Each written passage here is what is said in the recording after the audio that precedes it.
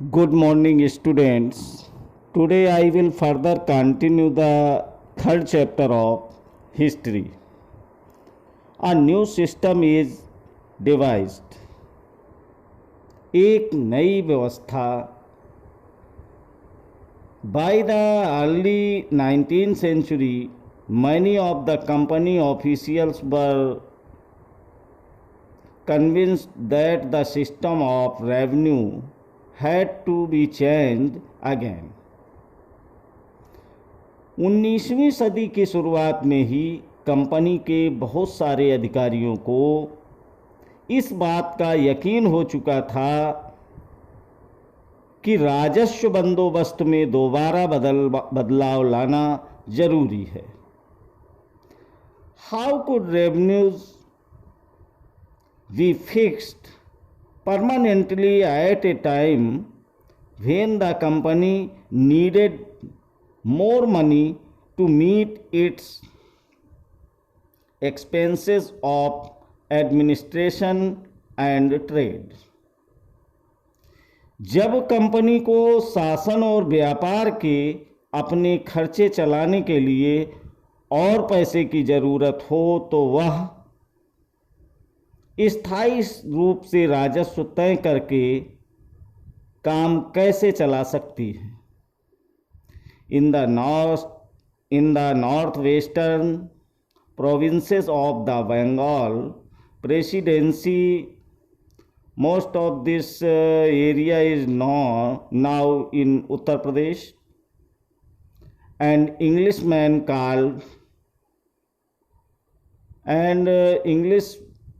called Holt Mackenzie devised the new system which came into effect in 1822. He felt that the village was an important social institution in North Indian society and needed to be preserved. तो Bengal presidency के उत्तरी पश्चिमी प्रांतों, इस इलाके का ज़्यादातर हिस्सा अब उत्तर प्रदेश में है, के लिए होल्ट मैकेंजी नामक अंग्रेज ने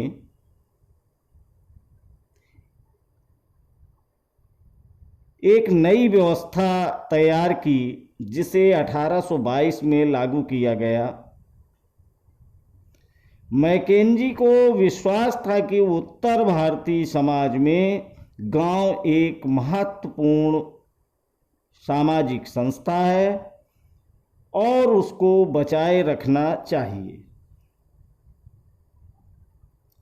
under his directions collector went from village to village inspecting the land, measuring the fields and recording the customs and rights of different groups.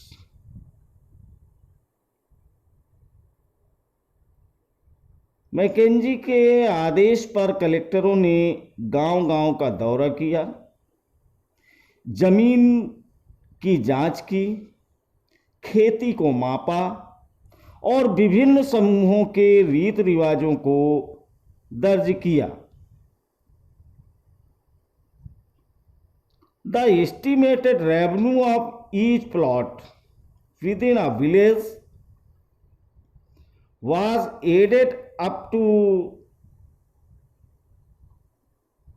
calculate the revenue that each village mahal had to pay.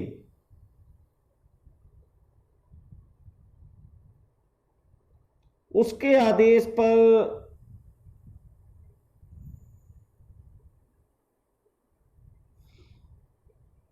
कलेक्टरों ने गांव के एक एक खेत के अनुमानित राजस्व को जोड़कर हर गांव या ग्राम समूह, जिसको महाल कहते थे, वसूल होने वाले राजस्व का हिसाब लगाया था This demand was to be revised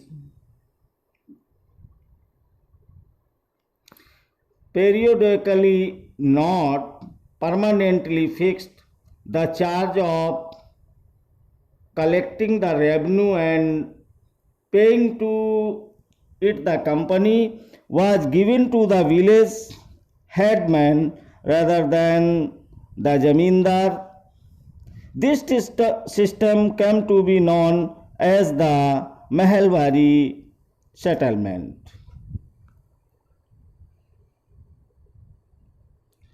तो इस राजस्व को स्थायी रूप से तय नहीं किया गया, बल्कि उसमें समय समय पर संशोधनों की गुंजाइश रखी गई। राजस्व इकट्ठा करने और उसे कंपनी को अदा करने का जिम्मा जमींदार की बजाय गांव के मुखिया को सौंप दिया गया और इस व्यवस्था को महालवारी बंदोबस्त का नाम दिया गया। द मुनरो सिस्टम, मुनरो व्यवस्था। In the British territories in the south, there was a similar move away from the idea of permanent settlement. British नियंत्रण वाले दक्षिण भारतीय इलाकों में भी स्थायी बंदोबस्त की जगह नई व्यवस्था अपनाने का प्रयास किया जाने लगा। The new system that was devised came to be known as the Rayatwar or Rayatwari. It was tried on a small scale by Captain Alexander Reed in some of the areas that were taken over by the company after the wars with Tipu Sultan.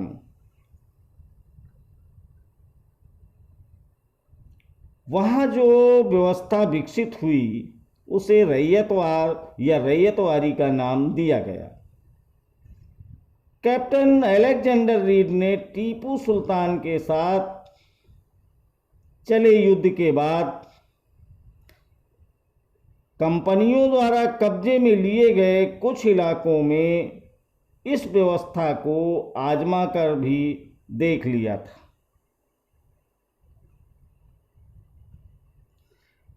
Subsequently developed by Thomas Munro, this system was gradually extended all over South India.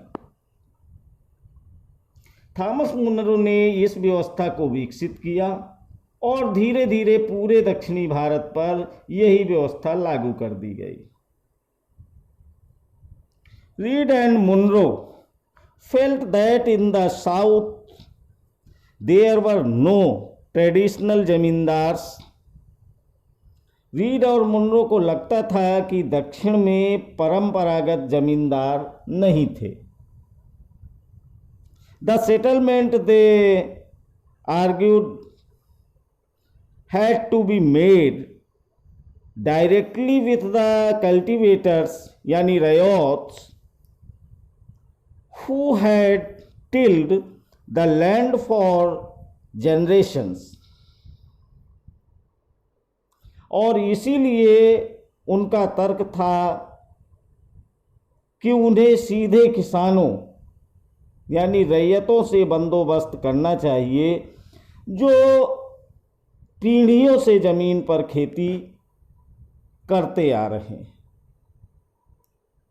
Their fields had to be carefully and straightly surveyed before the revenue assessment was made. Munro thought that the British should act a paternal father figures protecting the rayot under their charge.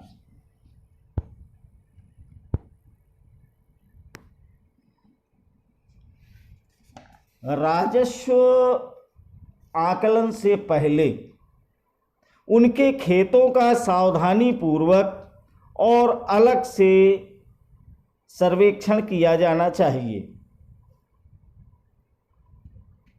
Munro का मानना था कि अंग्रेजों को पिता की भांति किसानों की रक्षा करनी चाहिए। ऑल वाज नॉट वेल, सब कुछ ठीक नहीं था। Within a few years after the new system was, it was clear that all was not well with them. नई व्यवस्था लागू होने के बाद महज कुछ साल के भीतर उनमें समस्याएं दिखाई देने लगीं।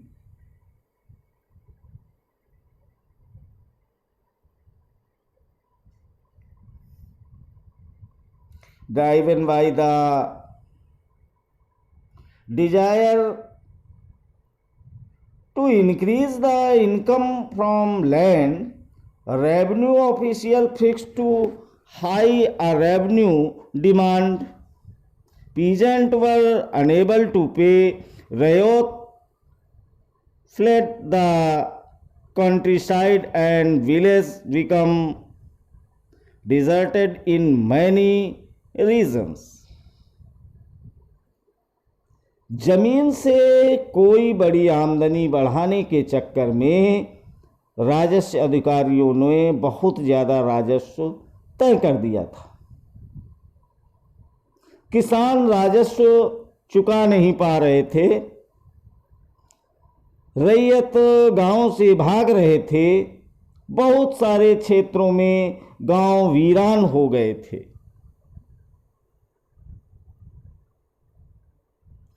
Optimistic officials has imagined that the new systems would transform the peasants into rich,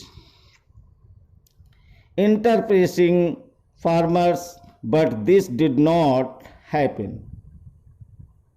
आशावादी अफसरों को उम्मीद थी कि नई व्यवस्था किसानों को संपन्न उद्यमशील किसान बना देगी, लेकिन ऐसा नहीं हुआ। क्रॉप्स फॉर यूरोप, यूरोप की फसलें। The British also released that the country side could not only yield revenue, it could also grow the crops that Europe required. अंग्रेजों ने यह भी महसूस किया कि ग्रामीण इलाके न केवल राजस्व प्रदान कर सकते हैं, बल्कि वहाँ यूरोप की ज़रूरतों के हिसाब से सही फसलें भी पैदा की जा सकती हैं। By the late 18th century, the company was trying its best to expand the cultivation of opium and indigo. In the century and a half that followed, the British pressured or forced cultivators in various parts of India to produce other crops. 18वीं सदी के आखिर तक company ने अफीम और नील की खेती पर पूरा जोर लगा दिया था। इसके बाद लगभग 150 साल तक अंग्रेज देश के विभिन्न भागों में किसी न किसी फसल के लिए किसानों को मजबूर करते रहे। Jute in Bengal, tea in Assam, sugar cane in the United Provinces, now Uttar Pradesh, when in wheat in Punjab, cotton in Maharashtra and Punjab, rice in Madras. Bengal में पटसन, असम में चाय, संयुक्त प्रांत यानी वर्तमान में उत्तर प्रदेश में गन्ना, पंजाब में गेहूं, महाराष्ट्र व पंजाब में कपास और मद्रास में चावल. How was the done? The British used a variety of methods to expand the cultivation of crops that they needed. ये कैसे किया गया? अंग्रेजों ने अपनी ज़रूरत की फसलों की खेती को फैलाने के लिए कई तरीके अपनाए.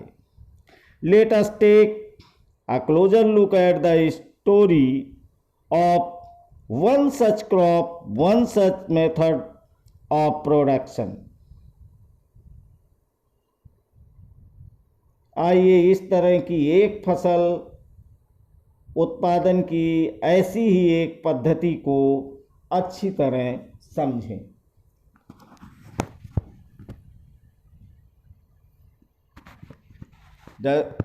Does color have a history? क्या रंग का कोई इतिहास है? Fig 5 and 6 are two images of cotton prints. चित्र 6 और 5 में या चित्र 5 और 6 में सूती कपड़े के छापों की 2 तस्वीरें दी गई हैं. The image on the left यानी fig 5 shows a kalamkari print created by weavers of Andhra Pradesh in India. बाईं तरफ जो चित्र 5 की तस्वीर है उसमें भारत में आंध्र प्रदेश के बुनकरों द्वारा तैयार एक कलमकारी छापे दिखाई दे रहे हैं. On the right is a floral cotton print designed and produced by William Morris, a famous poet and artist of 19th century Britain. दूसरी तरफ ब्रिटेन के प्रसिद्ध कवि और कलाकार विलियम मॉरिस द्वारा बनाए गए फूल वाले छापे हैं. There is one thing common in the two prints. Both use a rich blue color commonly called indigo. Do you know how this color was produced? दोनों छापों में एक ही बात समान है. दोनों में ही गहरे नीले रंग का इस्तेमाल किया गया है. इसे खास तौर पर नील कहा जाता है. क्या आप जानते हैं कि यह रंग किस तरह पैदा किया गया?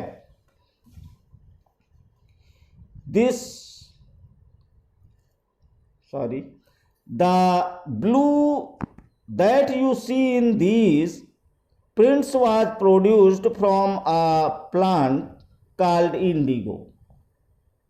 इन छापों में आपको जो नीला रंग दिखाई दे रहा है वह नील नाम के एक पौधे से निकाला जाता था. It is likely that the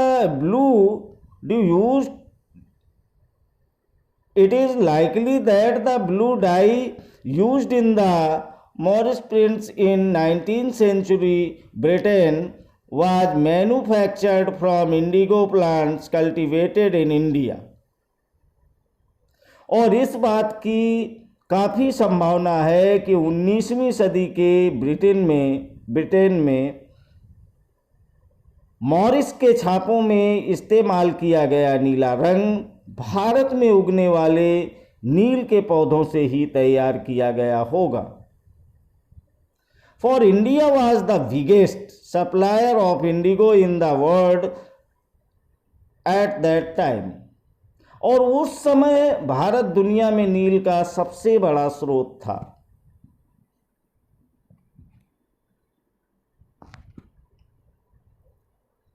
Why the demand for Indian indigo? भारतीय नील की मांग क्यों थी? The indigo plant grows primarily the tropics. By the 13th century, Indian indigo was being used by cloth manufacturers in Italy, France and Britain to dye cloth. नील का पौधा मुख्य रूप से उष्णकटिबंधीय इलाकों में ही उगता है। 13वीं सदी तक इटली, फ्रांस और ब्रिटेन के कपड़ा उत्पादक कपड़े की रंगाई के लिए भारतीय नील का इस्तेमाल कर रहे थे।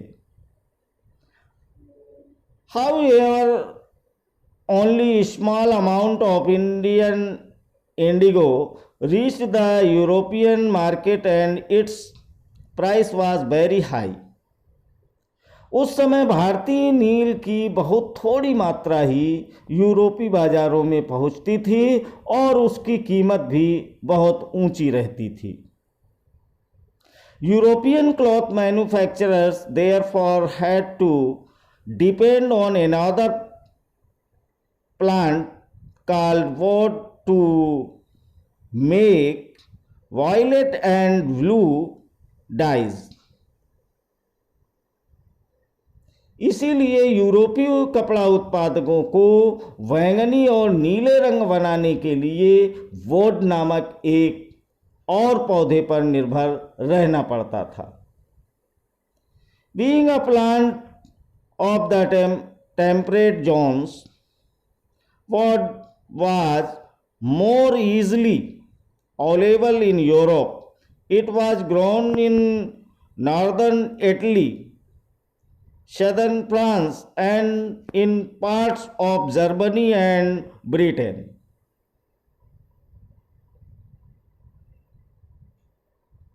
वोड पौधा शीतोष्ण क्षेत्र में उगता था और इसलिए यूरोप में आसानी से मिल जाता था। उत्तरी इटली, दक्षिणी फ्रांस व जर्मनी और ब्रिटेन के कई हिस्सों में यह पौधा उगता था। नील के साथ प्रतिस्पर्धा से परेशान यूरोप के वोड उत्पादकों ने अपनी सरकार पर दबाव डाला कि वे नील के आयात पर पाबंदी लगा दें। Worried by the compensation from indigo, pressured their governments to ban the import of indigo. Cloth dyers, however, preferred indigo as a dye. Indigo produced a rich blue color,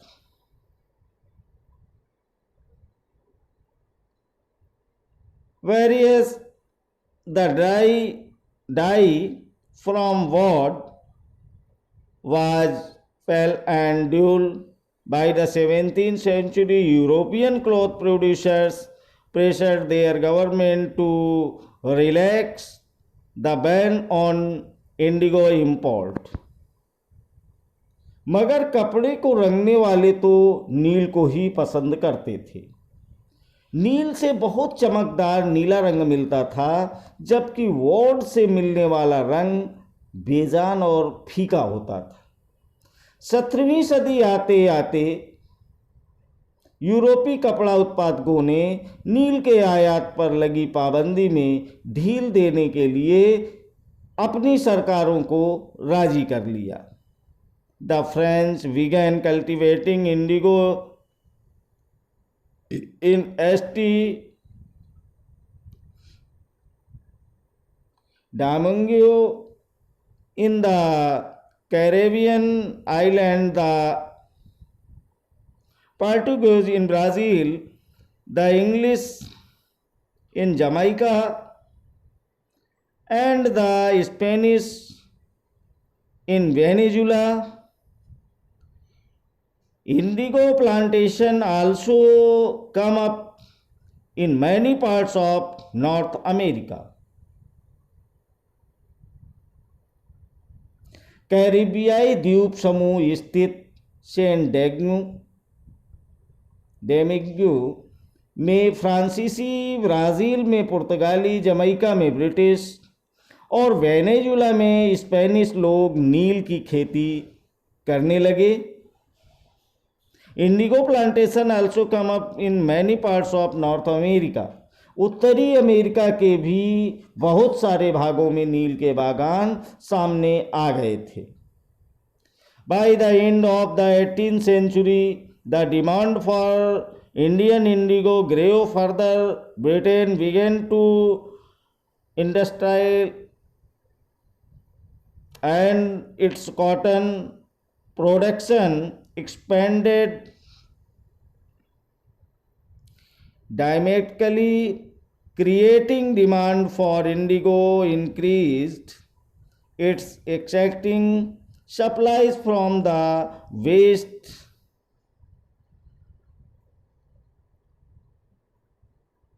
variety of regions। 18वीं शताब्दी के आखिर तक भारतीय नील की मांग और बढ़ गई। ब्रिटेन में औद्योगिकरण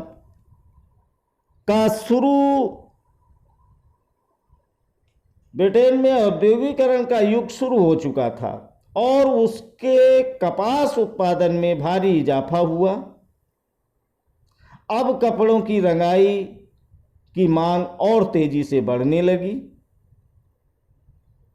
जब नील की मांग बढ़ी, उसी दौरान वेस्ट इंडीज और अमेरिका से मिलने वाली आपूर्ति अनेक कारणों से बंद हो गई।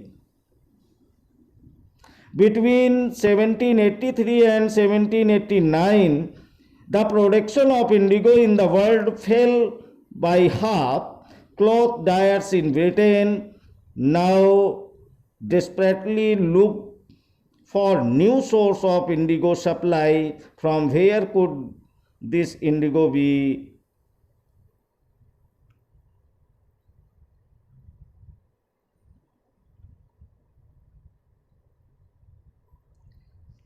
(1783 से 1789 के बीच दुनिया का नील उत्पादन आधा रह गया था।